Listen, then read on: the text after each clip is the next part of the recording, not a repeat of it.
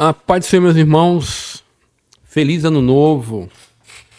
Vamos aí iniciar mais um trimestre deste ano e uma bênção, né? Hoje nesse primeiro trimestre do ano, vamos estar falando sobre a origem da igreja, né? O corpo de Cristo, a origem, natureza e vocação da igreja no mundo. Esse tema, como os demais, mas esse tema é muito importante porque ele, em um tempo onde as estruturas, né, elas estão sendo confrontadas, então a gente saber qual é a origem da igreja, a sua natureza e vocação, ela é de suma importância para nós hoje aí na igreja do século XXI. E o que eu achei interessante é o sumário da revista, né, que é a lição 1, que devemos tratar nesse primeiro pré-aula, é a origem da igreja, as imagens bíblicas da igreja, a natureza da igreja, a igreja e o reino de Deus, a missão da igreja de Cristo, a igreja, organismo ou organização. Isso aqui será uma lição muito interessante também, né? A questão hoje como a igreja ela tem sido questionada como instituição. As pessoas até gostam de Jesus, mas não gostam da igreja como instituição, como organização. O ministério da igreja, né? A primeira ordenança da igreja, o batismo, aí a segunda, a ceia do Senhor, o poder de Deus na missão da igreja, que foi um assunto muito trabalhado no trimestre do ano passado, e o culto da igreja cristã, o papel da pregação no culto, sendo o templo do Espírito Santo. São as 13 lições que serão abordadas nesse trimestre de 2024. O escritor, ele é uma pessoa, eu particularmente gosto muito do pastor José Gonçalves. Para mim é uma referência, principalmente na questão relacionada à igreja, na questão sobre pentecostalismo, dons espirituais. Então eu gosto muito de ver o pastor José Gonçalves tratando de temas. Acompanho ele nas redes sociais ali, então ele tem uma postagem, tem livros, até tem livros dele que trabalha sobre essa questão, né? Já é escritor da revista, e eu gosto muito porque é uma pessoa que tem um conhecimento muito profundo, e o livro dele de apoio é um livro muito bom para esse trimestre, né? Realmente é um livro de apoio. Quem comprar o livro de apoio também vai ter um subsídio muito bom para trabalhar a questão das aulas aí no trimestre. Então, o professor de escola bíblica que investir dinheiro no livro de apoio, eu digo para vocês, você não vai se arrepender. Eu, particularmente, eu dificilmente compro os livros de apoio, né? Geralmente eu tento olhar qual é o livro que o autor está trabalhando, ali na citação, na própria revista, né? Qual é o livro teológico que está trabalhando, ele está dando ali com o livro de apoio que está trabalhando no trimestre.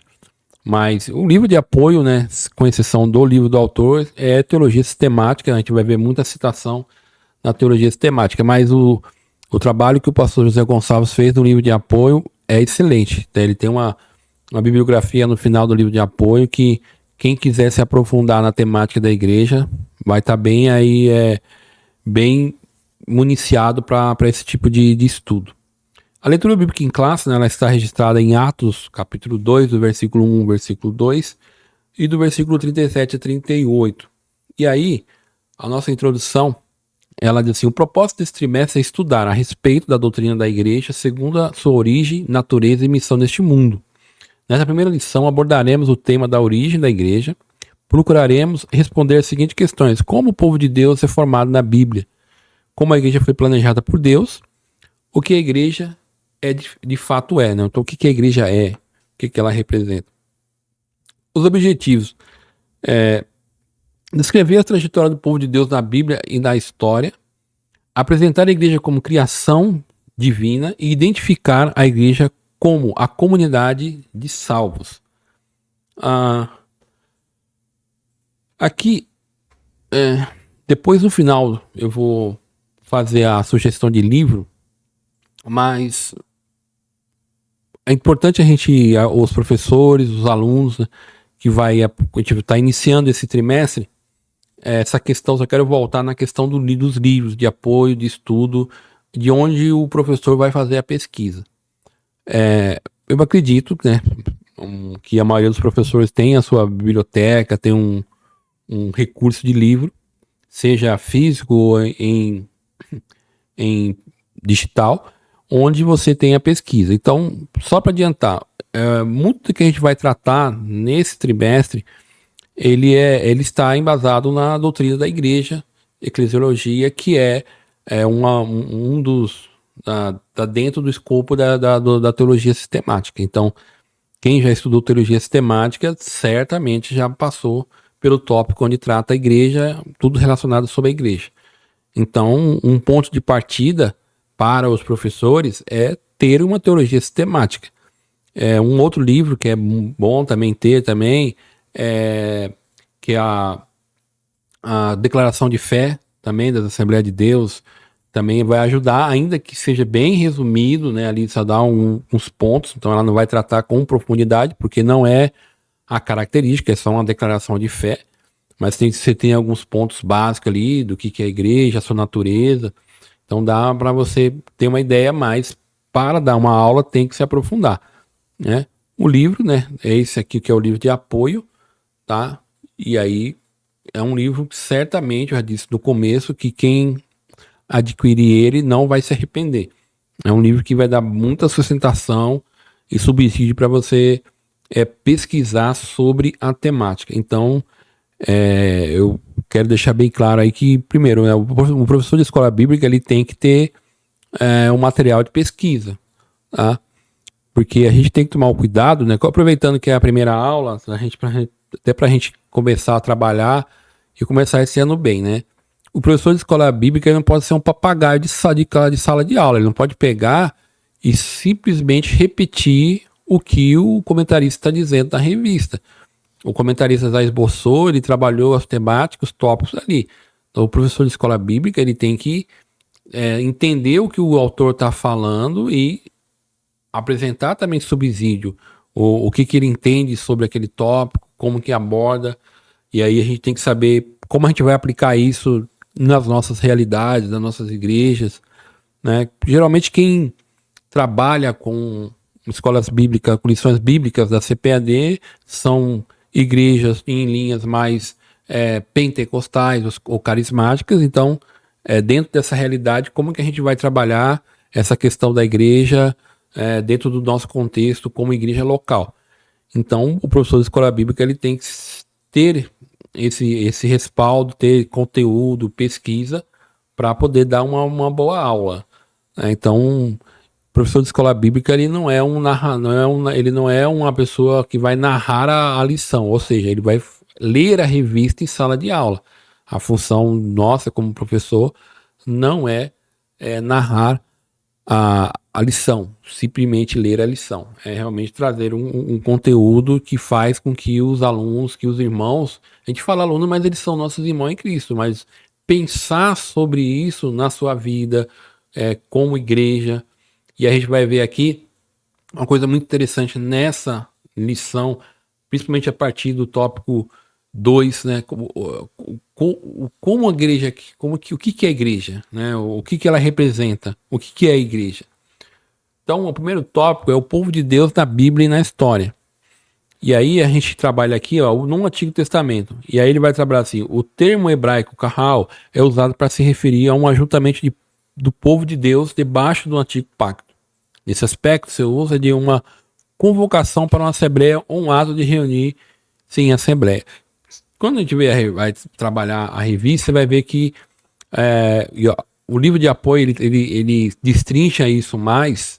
A gente vai ver o seguinte, por exemplo, porque o kahal, quando você vai traduzir ele na Septuaginta, né, esse termo kahal, que é a assembleia, ele vai dar eclésia, ou eclésia kyrios, que é a assembleia do Senhor.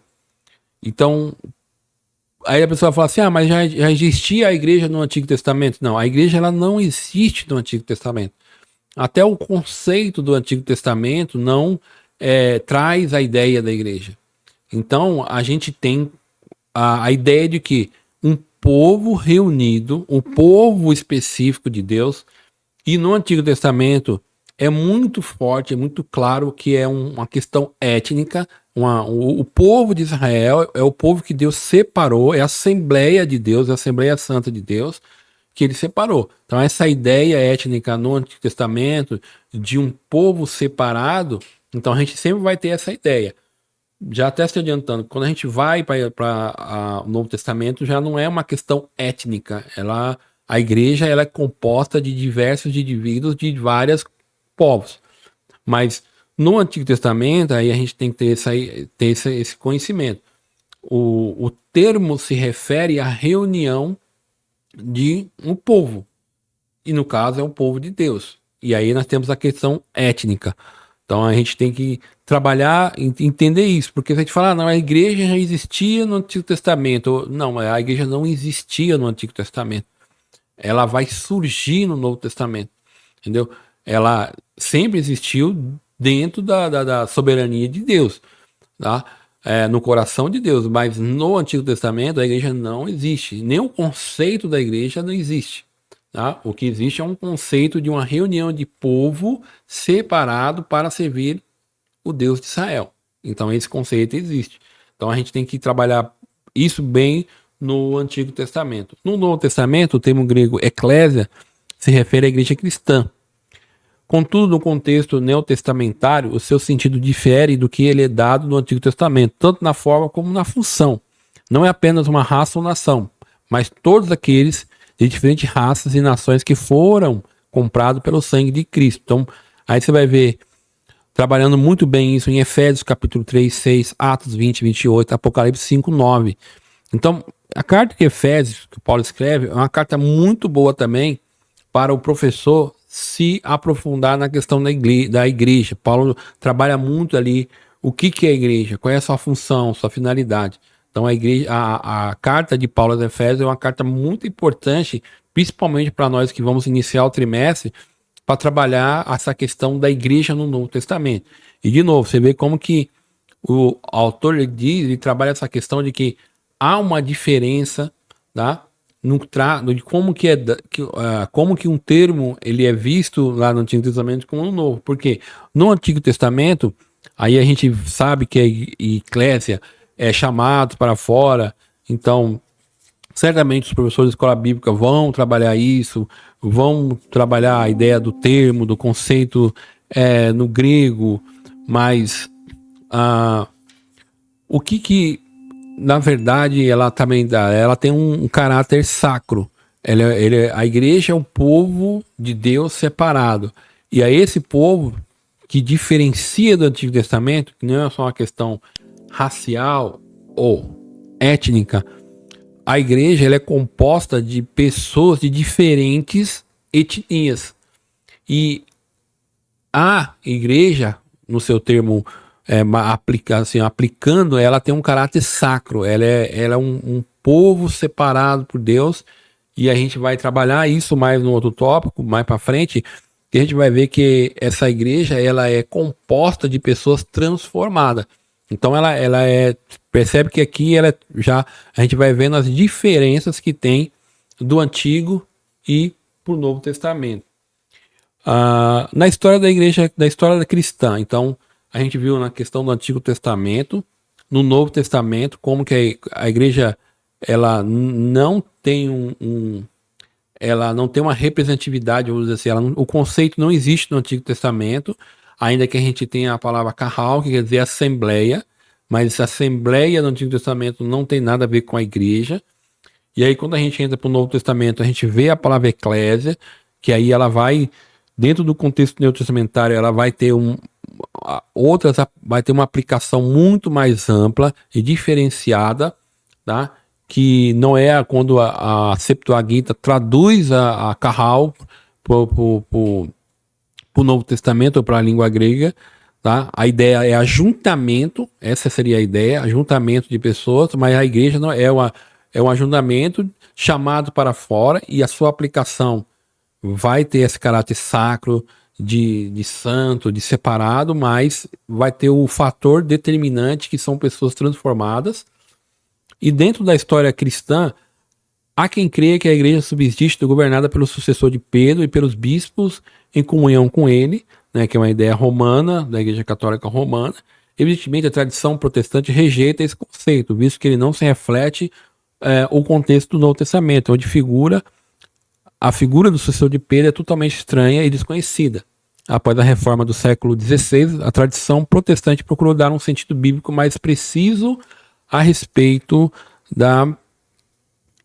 do que a igreja é de fato. Perceba que na história da igreja, e aqui é interessante ressaltar, também no final, vou recomendar um livro muito bom que trabalha sobre a história da igreja através do século, e aí ele trabalha muito essa questão de como essa ideia do Pedro como o sucessor, né, como aquele que é o primeiro papa.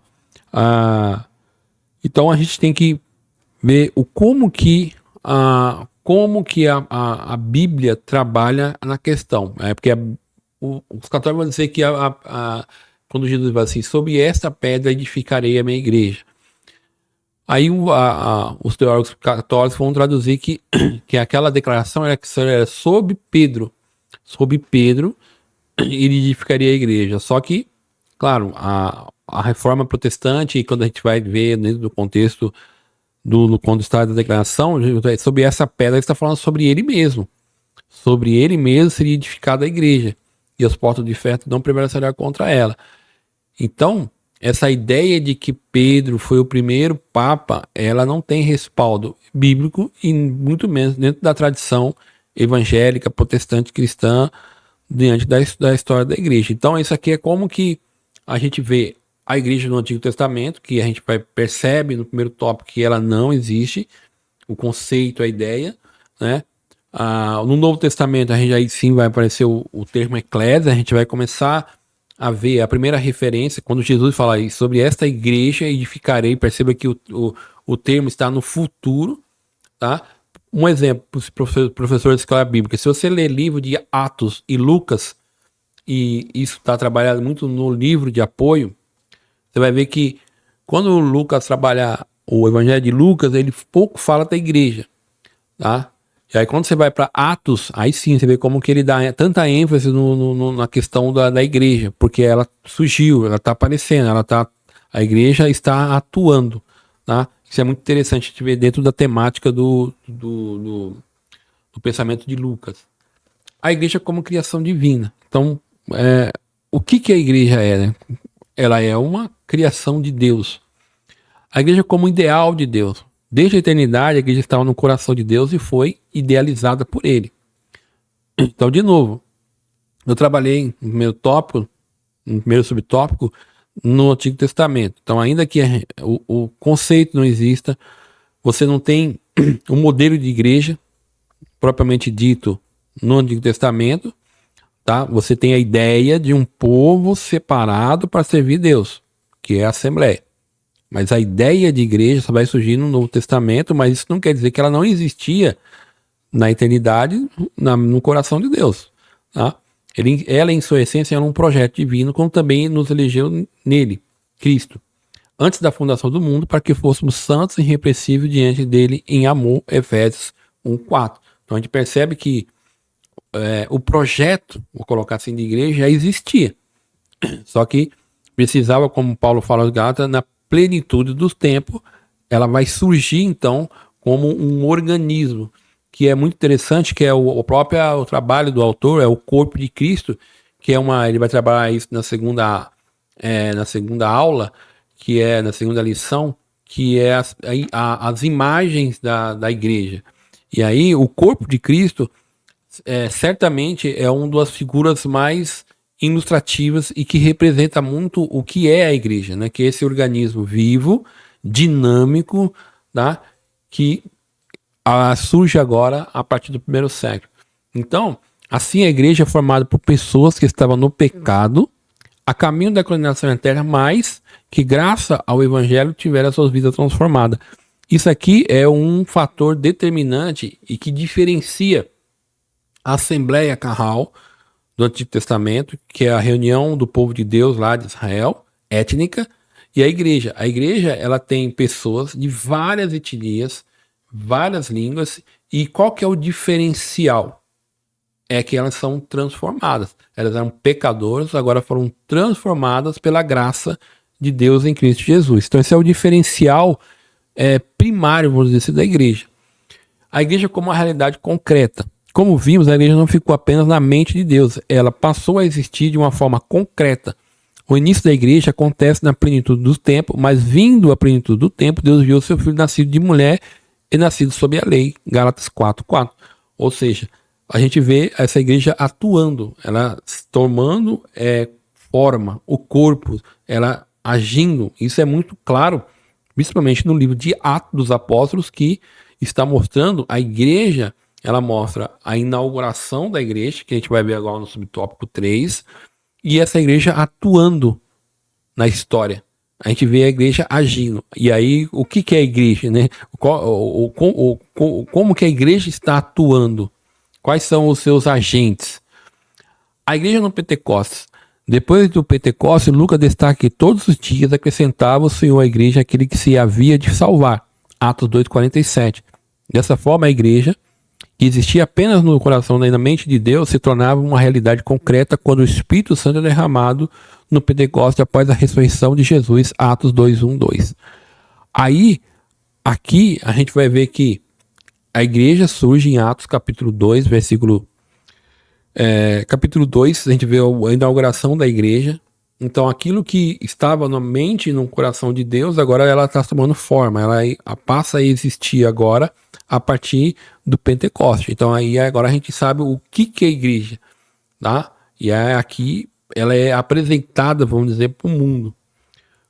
O tópico 3 é onde a gente dá para trabalhar mais essa questão, que como que essa igreja ela é composta? Quem é a igreja? Então, a igreja é como a comunidade dos salvos, regenerados pelo sangue de Cristo. A igreja é uma comunidade cristã formada por pessoas regeneradas que fizeram uma pública profissão de fé.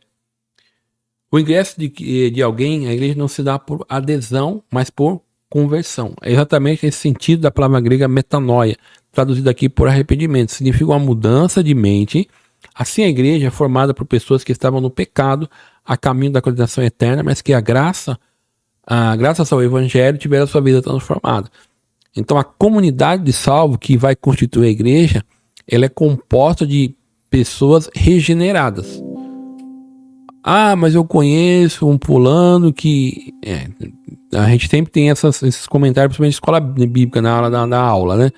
Mas a igreja constituída, a igreja verdadeira, ela só tem regenerado, ela só tem pessoas salvas, pessoas que foram transformadas por Cristo, tá?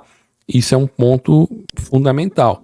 E aí, essa pessoa, ela não vem, vamos aceitar o fulano de tal, vir para a igreja. Não, ele faz parte da igreja porque ele se converteu, porque ele teve a sua vida transformada. E mais para frente a gente vai trabalhar 2 lições, onde vai trabalhar a questão das confissões públicas. O primeiro é o batismo, que são as 2 ordenanças que existem para a igreja, que é o batismo e ceia. O batismo, eu vou dizer publicamente que agora eu sou um seguidor de Cristo Jesus. E a ceia, eu estou dizendo publicamente que eu faço parte do corpo de Cristo. Tá? E que eu estou apto em participar daquela reunião, não porque eu recebi uma carta de um pastor ou da organização da igreja dizendo, você está apto a participar da ceia. Não. Está participando da ceia porque é uma pessoa que foi transformada, que passou pela metanoia, é uma pessoa convertida, é uma pessoa agora que entendeu o evangelho, que vive uma nova realidade, que vive uma vida que dá frutos de arrependimento. Então, isso que dá condição de a pessoa participar dessa comunidade do salvo, selado pelo Espírito Santo. Já foi dito que a igreja tem sua origem no dia de Pentecostes, por meio do Espírito de Deus. Somos batizados no corpo de Cristo, a igreja, então, passamos a fazer parte dela. É exatamente isso que o apóstolo Paulo diz aos Coríntios na sua primeira carta. Pois todos nós fomos batizados em um Espírito, formado um corpo que é judeus, que é grego, que é servos, que é livre, e todos temos bebido de um espírito. 1 Coríntios 12, 13. Ou seja, quando essa pessoa, então, ela agora crê, ela foi transformada, ela é selada pelo Espírito Santo. Essa pessoa agora é introduzida no corpo, que é a igreja. E o que é o corpo? O corpo é a igreja. Como hoje, e eu acredito que também a gente tem que ver que hoje também está mudando bastante.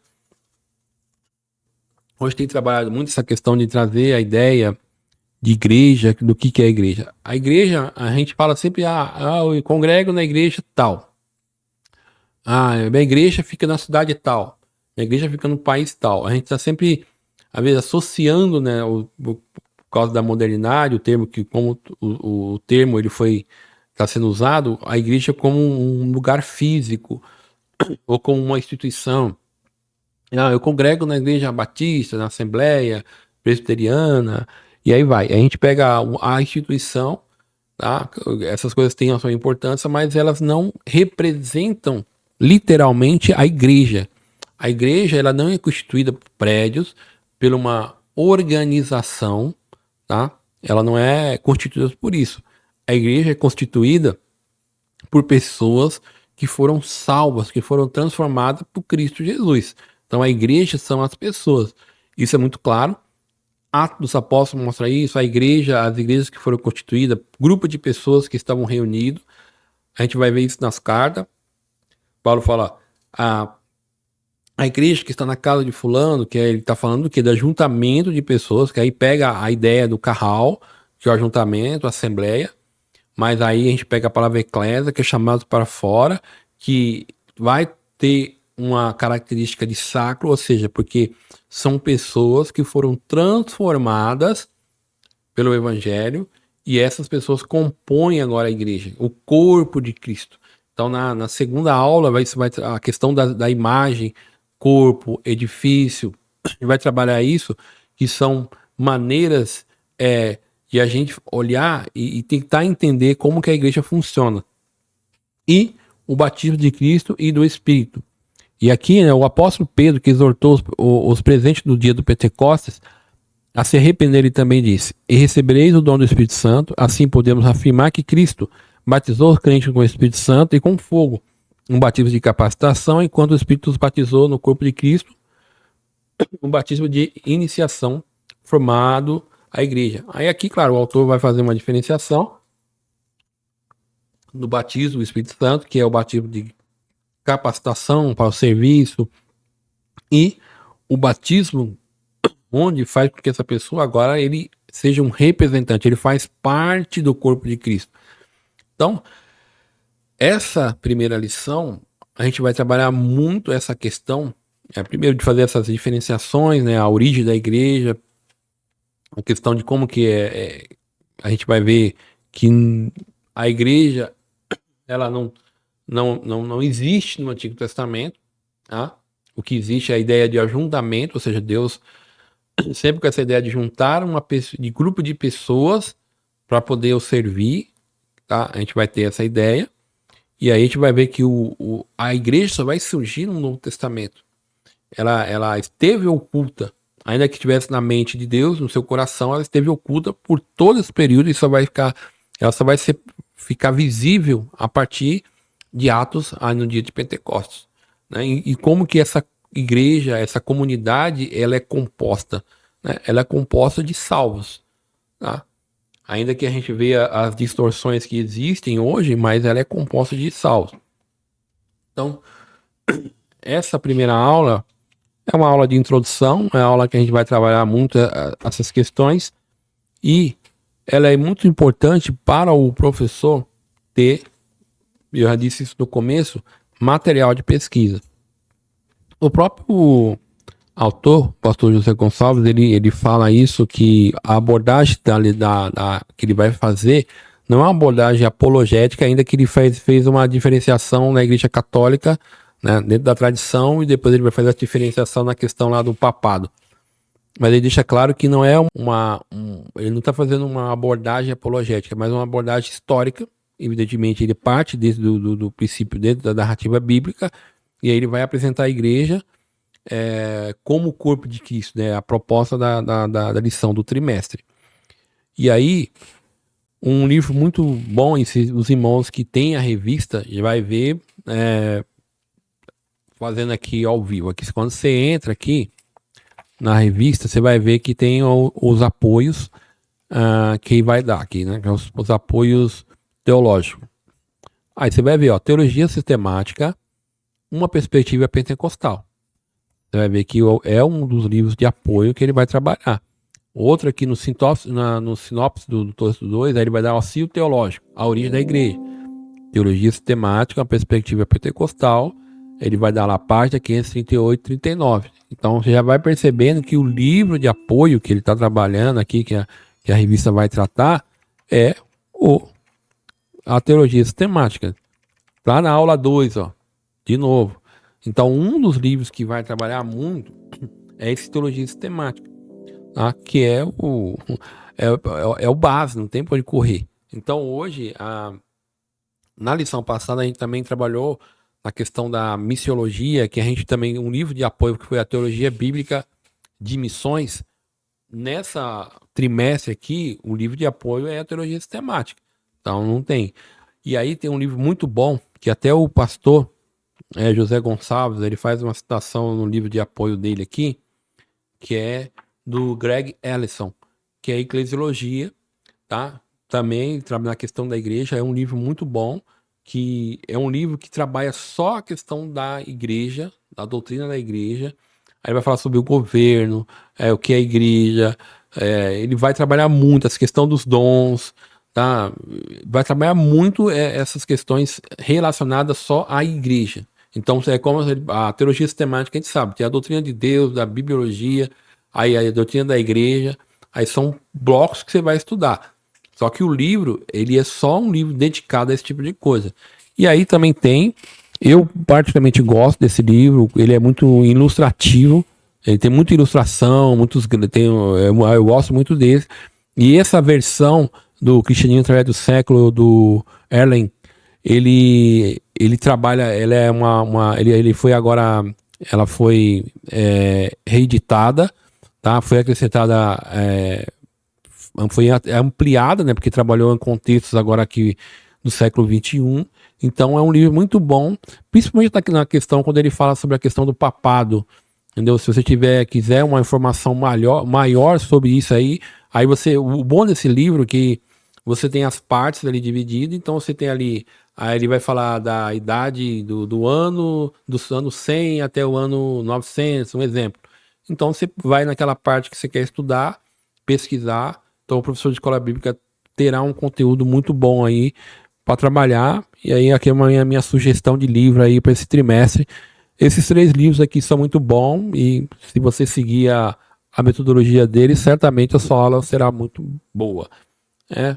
E eu sou o evangelista Cavalcante, né? A gente congrega aqui na Assembleia de Deus em Mauá e eu quero agradecer para todos que vão estar conosco nesse trimestre. Não esqueça de se inscrever lá no canal, de fazer o seu comentário.